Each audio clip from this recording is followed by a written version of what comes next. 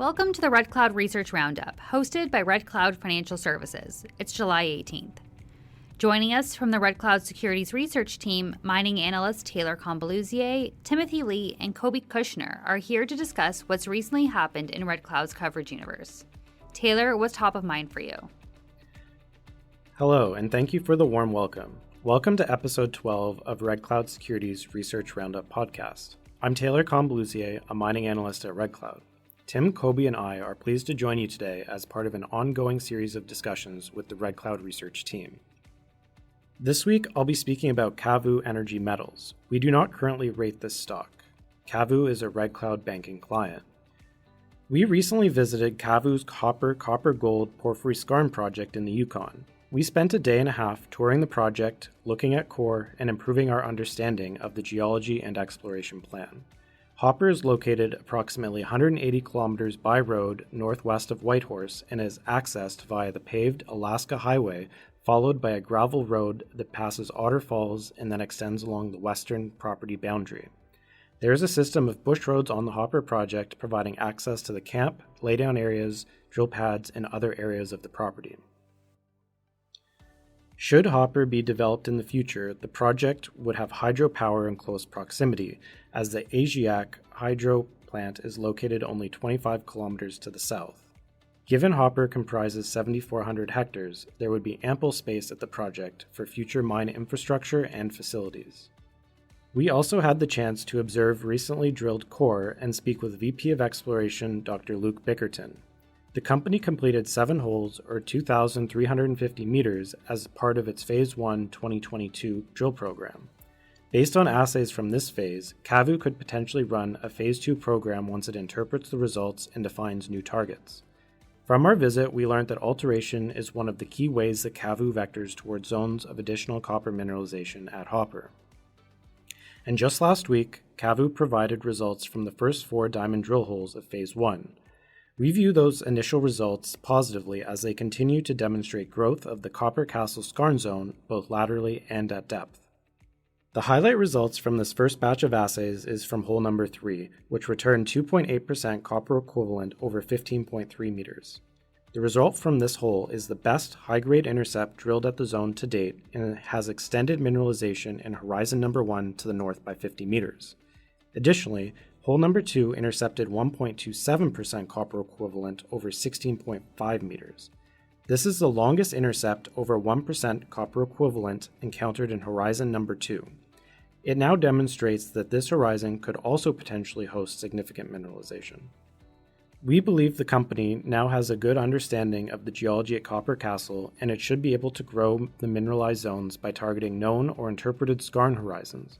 We also look forward to results from drilling at the porphyry zone.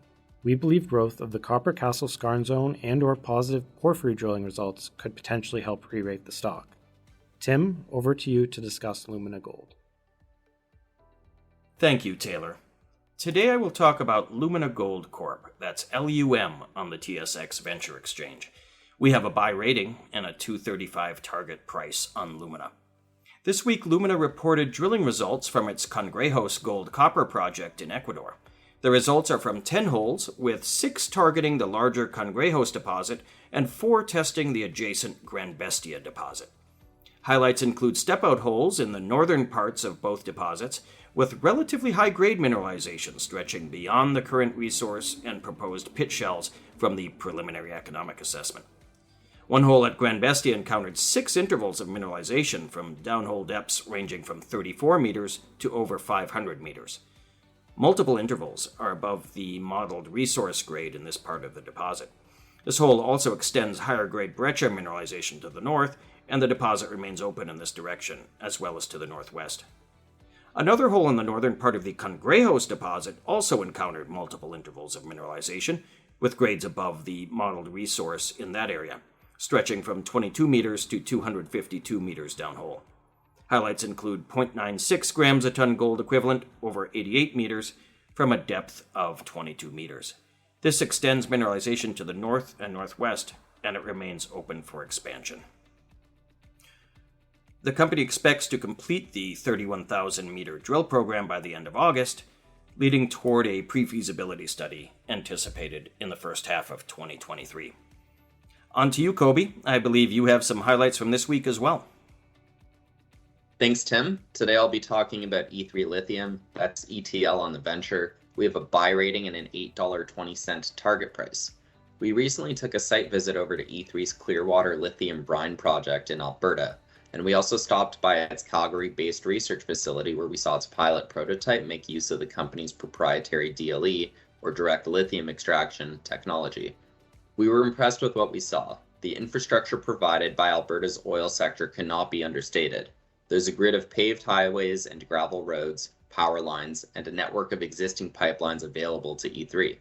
Alberta's oil and gas sector has provided over 7,000 existing wells within E3's permit area. This has allowed E3 to access its brines and delineate its resources on the cheap.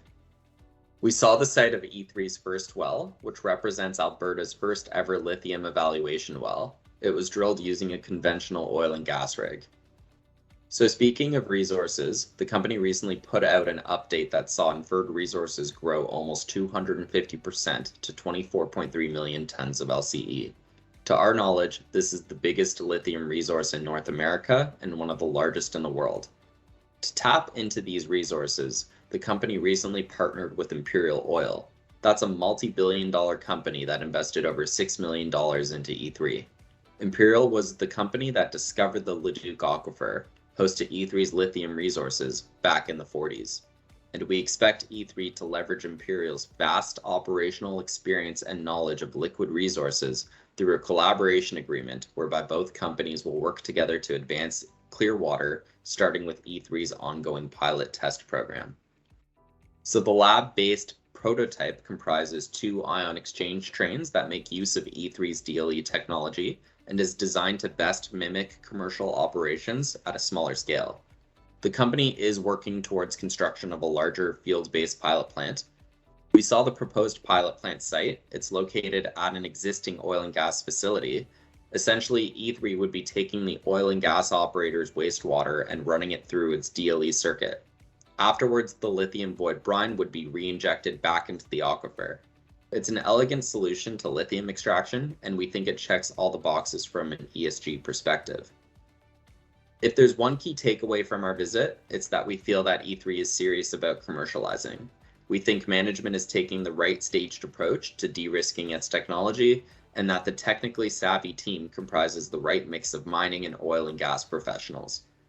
We think the timeline to 20,000 tons per annum of lithium hydroxide by 2026 is a reasonable target. However, given that the PEA used less than 2% of its resources to get $1 billion plus NPV, we think there's serious potential here for E3 to greatly scale up production and further improve project economics. The well drilling is expected to help upgrade inferred resources to M&I, and we expect a PFS to follow sometime next year.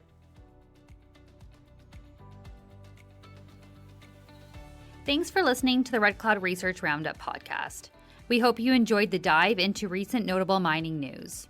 Remember, you can join us every Monday for new episodes. And as always, you can head over to redcloudsecurities.com for full disclosures and to sign up for our email list.